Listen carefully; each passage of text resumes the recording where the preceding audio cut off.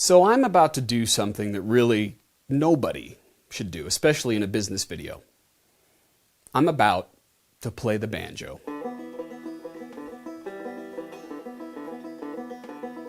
Now, before I tickle your ears with the dulcet tones of the five-string wonder, I want to teach you a principle about productivity and leadership. And really, I'm going to use the banjo to illustrate that principle. And if productivity and leadership is something that you're interested in, please let me know. All you need to do is subscribe to my YouTube channel and click like on this video.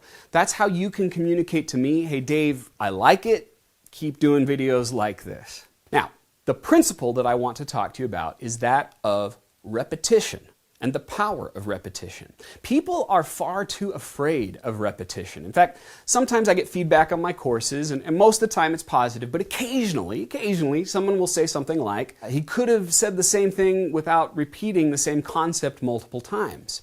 And when I hear someone say that, it communicates to me that they haven't yet learned the power of repetition. We understand the power of repetition when it comes to professional athletes or performers. You know, think of your favorite musician, your favorite athlete.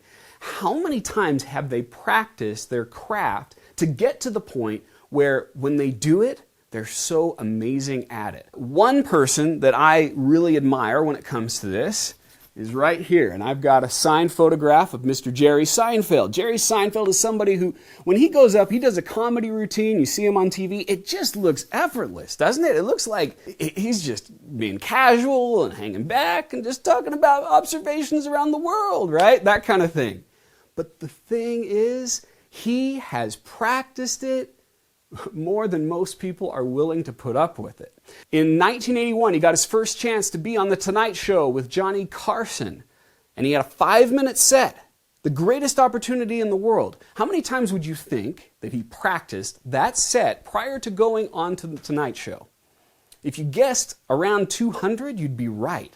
He went into comedy clubs at least 200 times and honed that 5-minute routine over and over and over. Now, what does that have to do with you and me? Think for a moment about what is your perfect 5 minutes. What is it that you want to practice over and over, either by yourself or with your team, so that you get to the point where that 5 minutes is just magical? You know, I said perfect, but perfect isn't the right word. It's magic, it's mastery, it's getting to the point where it just seems effortless. There's no such thing as perfection. People are going to make mistakes. But there's a big difference between people making mistakes because they aren't well rehearsed and people making mistakes simply because they're human. Now, what does this have to do with the banjo? I'm going to pull out the banjo. I learned the power of repetition when I decided to pick up this silly instrument. When I was 14, I saw Bela Fleck and the Flecktones on Good Morning America, and something about it just spoke to me. And thankfully, my stepmom had a banjo. She let me borrow it, and I got a teacher to start teaching me how to play this instrument.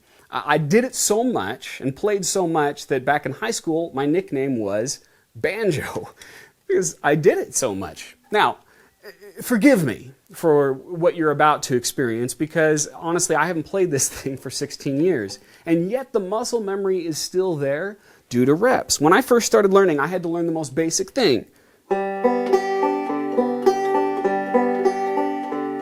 That's called an in-out roll, and I had to learn how to put these things on my fingers and put my finger in a weird way, and it seems simple enough,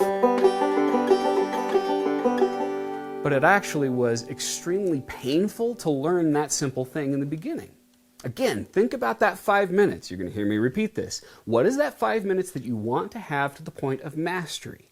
In order to get it to the point of mastery, you have to push past the pain. And sometimes you're going to start super slow. Maybe you're going to role play with your team members. And you just do that same thing over and over again.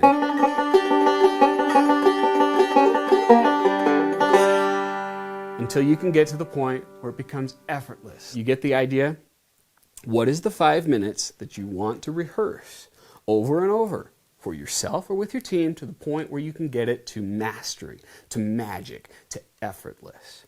By the way, if you're wondering why didn't Dave pursue a career in banjo with this incredible gift that he has, I'll just quote Steve Martin, who said, "There's a phrase that's never been uttered in the history of the world.